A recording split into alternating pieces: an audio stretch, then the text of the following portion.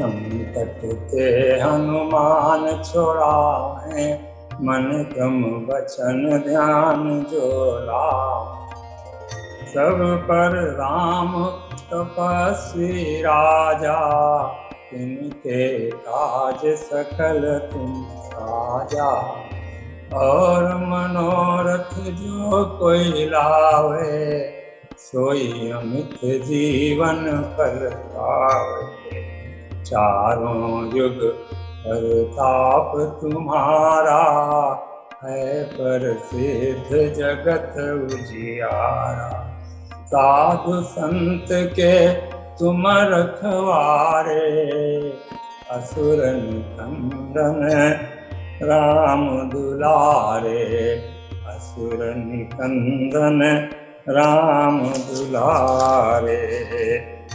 सर्वप्रथम संकट से हनुमान छुड़ाए, मन क्रम वचन ध्यान जो। इस चौपाई पर हम विचार करते हैं तो संकट का मतलब होता है कि जो हमारे ऊपर कष्ट होते हैं, जो सांसारिक विपदाएं होती हैं।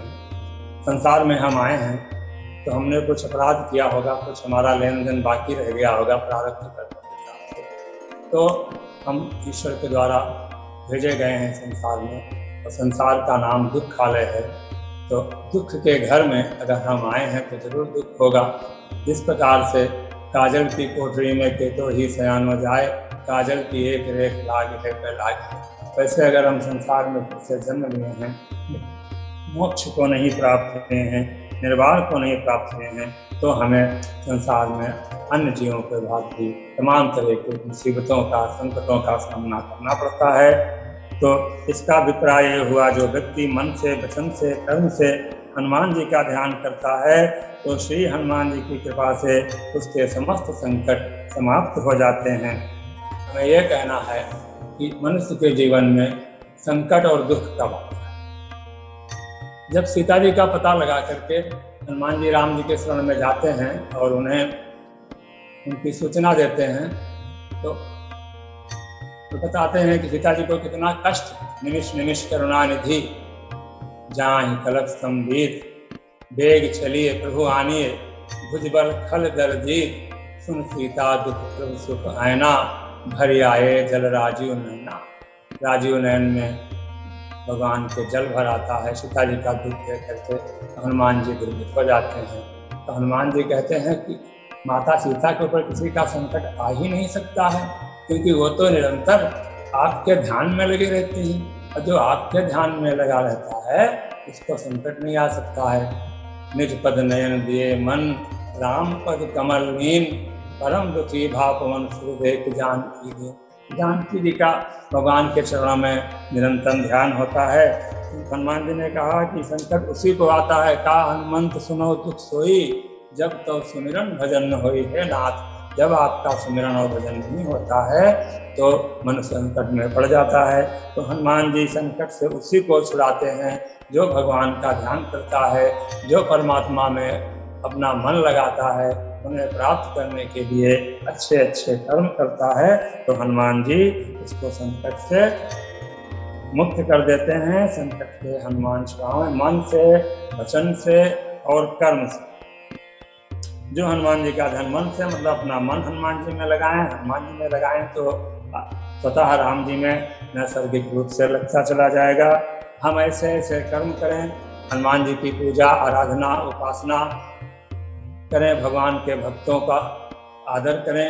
और जो हम असहाय लोग हैं, जो दीन लोग हैं, दीन दुखियों की सेवा में लगे रहेंगे, दरिद्र नारायण की सेवा में लगे रहेंगे, तो भगवान राम की ये बहुत अच्छी सेवा होगी। इससे हनुमान जी प्रसन्न हो जाएंगे। वचन से कैसे सेवा की जाती है? वचन से ऐसे सेवा की जाती है कि हम जब भी बोलें तो मधुर वचन बोलें, अच्छे वचन बोलें, राम राम का उच्चारण करें। जो व्यक्ति मिले उससे हम राम राम कहें और अपने वचनों से हनुमान जी का भजन करें, राम जी का भजन करें, राम जी का कीर्तन करें। तो मन क्रम वचन ध्यान, इस प्रकार से अपने कर्मों से ईश्वर को ध्यान में रखते हुए, चिंतन करते हुए अपने सारे कर्मों का हम जब निष्पादन करेंगे तो हनुमान जी को प्रसन्नता होगी। तो हनुमान जी की सेवा भक्ति भाव से करने से हमें हनुमान जी जो है संकट से उबार लिए। अगली चौपाई है, सब पर राम तपस्वी राजा, इनके काज सकल तुम साजा। तो सब पर राम, अब सब पर का अर्थ हम यूँ लेते हैं कि इन सब बातों के अतिरिक्त हम ये सोचते हैं कि राम जी तपस्वी हैं और राजा हैं। दूसरा अर्थ हुआ कि हमारे जो राम जी हैं वो परम ईश्वर हैं, परमेश्वर हैं। सब पर का भावार्थ से हुआ कि सर्वोपरि ऐसे भगवान हैं जो सर्वोपरि भी हैं, राजा भी हैं और तपस्वी राजा। तपस्वी राजा होना बहुत कठिन होता है, बहुत कम ऐसा होता है कि जो राजा भगवान भी हो, तपस्वी भी हो और चक्रवर्ती राजा हो। तो हमारे भगवान कैसे हैं? सर्वोपरि हैं, ईश्वर हैं और चक्रवर्ती राजा हैं। जिनके काज सकल तुम साजा, उनके सारे कार्यों को आपने संपन्न कर दिया। साजा का मतलब है कि जब से हनुमान जी भगवान की सेवा में तत्पर हुए हैं तब से लेकर के उनके सारे कार्यों का पता लगाते हुए, का काम करते हुए, चाहे सीता जी का पता लगाना हो, चाहे विभीषण जी को भगवान से मिलाना हो या सुग्रीव से मिलवाना हो, और भगवान के ऊपर संकट पड़ने पर अहिरावण से मुक्ति दिलाना हो, या लक्ष्मण जी को वीर घातनी शक्ति से मुक्ति दिलाना, संजीवनी रूपी ला करके उनको जिलाना हो, वहाँ से लेकर के जब तक भगवान राम का राज्याभिषेक नहीं हो जाता है और तब तक हनुमान जी निरंतर उनकी सेवा में लगा करके और अंतिम परिणाम तक पहुंचा देने वाले होते हैं। साजा का मतलब है सारे साजो सामान के साथ में, सारी शक्ति के साथ में, सेवा भाव के साथ में, भक्ति के साथ में, सारी सामर्थ्य के साथ में अपने आराध्य देव को अंतिम जहाँ तक आवश्यक था राम राज्य तक उनको वहाँ पर लेकर के हनुमान जी ने संपन्न किया। उसके बाद भी हनुमान जी ने भगवान को नहीं छोड़ा, भगवान जी ने हनुमान जी का त्याग नहीं किया। सारे वानर लोगों को आदेश किया अपने अपने स्थान पर जाइए। सुग्रीव भी चले गए और विभीषण को भी आदेश हुआ कि मुझे निरंतर याद करते रहना और राज्य करना। तो सुग्रीव जी ने यहाँ तक ये कह दिया कि धन्य धन्य तुम पवन कुमारा, सेवक जाए कृपा आगारा। कृपा के आगार, कृपा के सागर, कृपा के निधि, कृपा के खजाना भगवान राम की सेवा करो तो सब पर राम तपस्वी राजा। हमारे भगवान राम सर्वोपरि हैं, परम धाम हैं। गीता के 11वें अध्याय के 38वें श्लोक में आता है कि तुमादिदेवा पुरुषः पुराणम त्वमस्य विश्वस्य परम निधानम, वेदास्य वेदं परम च धाम, त्वया ततं विश्वमनंत रूप, त्वया ततं विश्वमनंत रूप। तुम आदिदेव हो, तुम हे भगवान आप पुराण पुरुष हैं, विश्व परम निधान, संसार के सर्वश्रेष्ठ खजाना हैं, वेता से जानते हैं और जानने योग्य हैं और परम धाम है।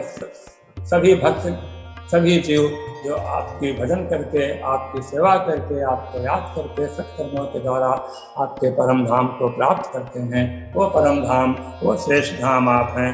तो इस प्रकार से भगवान राम सर्वोपरि हैं। सर्वोपरि भगवान राम का जो ध्यान करता है, हनुमान जी उनकी सहायता करते हैं। तो उनके सारे कार्य भगवान के हनुमान जी ने संपन्न किया और जिसके फल स्वरूप भगवान ने प्रसन्न होकर के जो उनको चाहिए था उनकी तक कोई कामना नहीं थी। लेकिन जब भगवान ने उनको कहा कि आपको मैं अनपायनी भक्ति प्रदान करता हूँ, विभीषण जी ने तो मांगा नाथ कृपा कर अनपायनी, कृपा करके मुझे अनपायनी भक्ति दीजिए। भगवान राम ने हनुमान जी से प्रसन्न होकर के उनको अनपायनी भक्ति प्रदान करी। इससे उनके परम मनोरथ पूर्ण हो गए और उस विश्व में पूजित हुए, पूजित हुए। किसी चौपाई है, और मनोरथ जो कोई लावे, सोई अमित जीवन फल पावे। जिसकी हनुमान जी की जो आराधना करता है, जो साधना करता है, उसके जीवन के सब कष्ट मिट जाते हैं।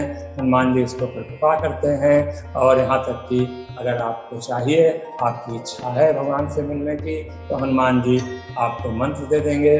आप नहीं मिल सकते हैं तो उनसे मिला देंगे हनुमान जी ले जा करके। तो इसके अतिरिक्त भी आपको संसार में अगर और मनोरथ है, आपको अच्छी पद प्रतिष्ठा प्राप्त करनी है, आपको वैभव प्राप्त करना है, आपको संपन्नता में रहना है, तो आप हनुमान जी से जो भी इच्छा करेंगे तो आपके मन में इच्छा आने से वह कहना नहीं पड़ेगा, आपकी मन की बात को, मनोरथ को अंतर्यामी हनुमान जी सुन लेंगे और उसको पूर्ण करेंगे। सोई अमित जीवन फल पावे। और अमित जीवन, अमित माने होता है जिसका कोई सीमा नहीं होती है। जीवन का फल क्या होता है?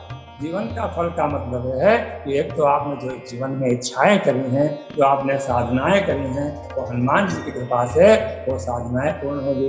लेकिन बाबा की दृष्टि से, तुलसी बाबा की दृष्टि से जीवन का सबसे बड़ा फल होता है, जैसा कि उन्होंने लिखा है कि देह धरे कर यह फल भाई, भजे राम सब काम विहाई।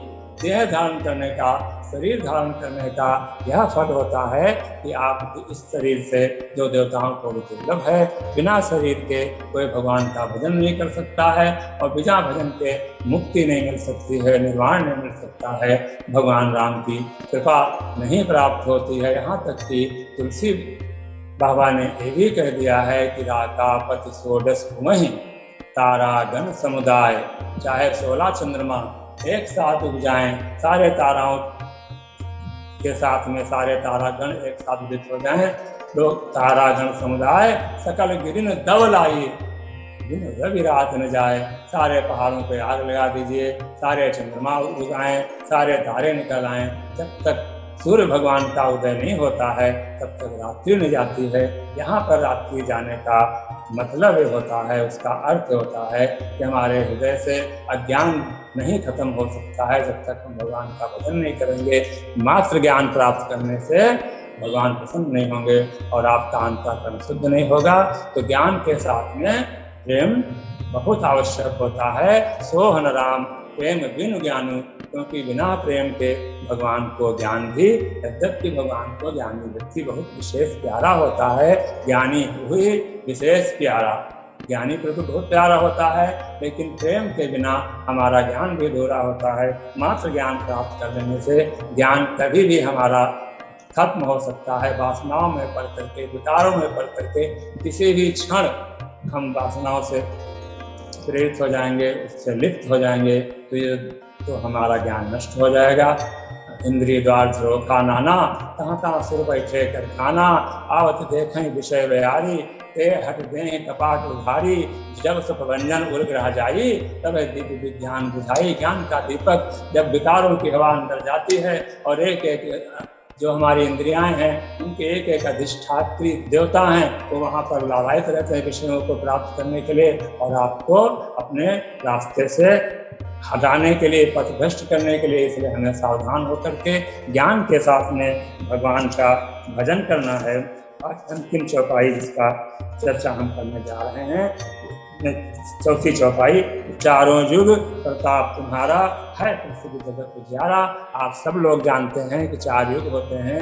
सतयुग त्रेता में भी भगवान हनुमान जी का काफ़ी सही योग रहा है। कल युग में भी भगवान जगह जगह हनुमान जी हम लोगों की सहायता करने के लिए, मदद करने के लिए भगवान के आशीर्वाद से हर जगह मिलते हैं। याद करते ही हनुमान जी आ जाते हैं। कल युग में मनोजवम मारुतुल्य वेगम, मन से और वायु से भी ज़्यादा गति है, 1 सेकंड भी नहीं लगता है और हनुमान जी उपस्थित हो जाते हैं, आपकी मदद करते हैं।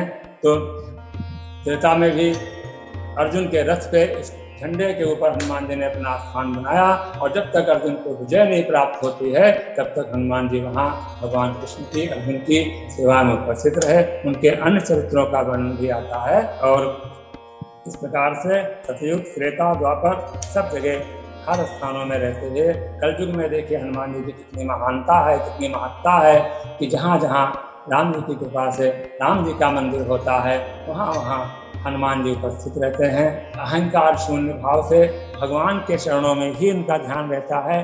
चरणों का लगातार ध्यान करके अश्वपूरित नेत्रों से भगवान की सेवा में उपस्थित रहते हैं।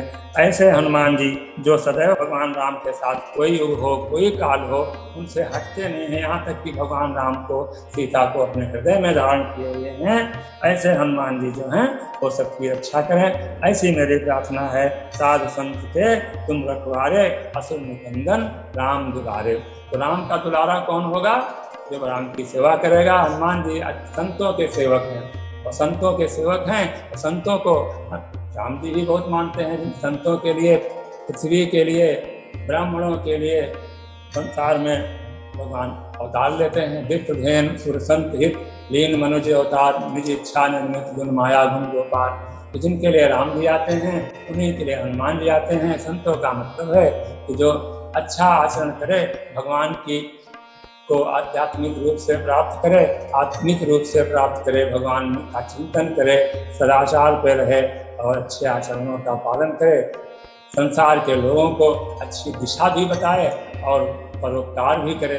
संत परोपकार करने के लिए पृथ्वी पर आते हैं, जैसा कि सबको ज्ञात है साधु संत के। इसलिए सत्पुरुषों को डरने की कोई जरूरत नहीं है, उनके ऊपर कोई संकट नहीं आता है, क्योंकि जो सत्पुरुष होते हैं भगवान के चरणों में लीन रहते हैं। संसार में आकर के भगवान की सृष्टि में उसको आगे बढ़ाने में अपना योगदान देते हैं। जो हमारे धर्माचार्य हैं, जो हमारे प्रधान पंडित हैं, जो विद्वान हैं, जो संत हैं, तो ब्राह्मण लोग क्या करते हैं? राष्ट्र को जागृत करते हैं। जो ब्रह्म को जानते हैं उनको शायद हम ब्राह्मण कहते हैं, और जो हमें ब्रह्म को प्राप्त करने का रास्ता बताते हैं वो संत ही होते हैं। अगर हमें ईश्वर को प्राप्त करना है तो हमें संतों के शरण में जाना है। तो ऐसे संतों की रक्षा हनुमान जी करते हैं। साधु संत के तुम रखवारे, असुर निकंदन। और संत के जो असंत होते हैं उनका निकंदन, अगर वो नहीं मानते हैं तो उनको मुक्त कर देते हैं, उनका वध कर देते हैं हनुमान जी। इस प्रकार से मुक्ति देते हैं। अगर उनकी बात मान लेते हैं, उनका मंत्र मान लेते हैं, उनकी सलाह मान लेते हैं, सदाचार पर चलते हुए भगवान राम की का लीला का रूप का धाम का गुणगान करते हुए वो भी भवसागर से तर जाते हैं। इतना करते हुए बोलो श्यावर रामचंद्र की जय, महादेव की जय, कौन से हनुमान की जय।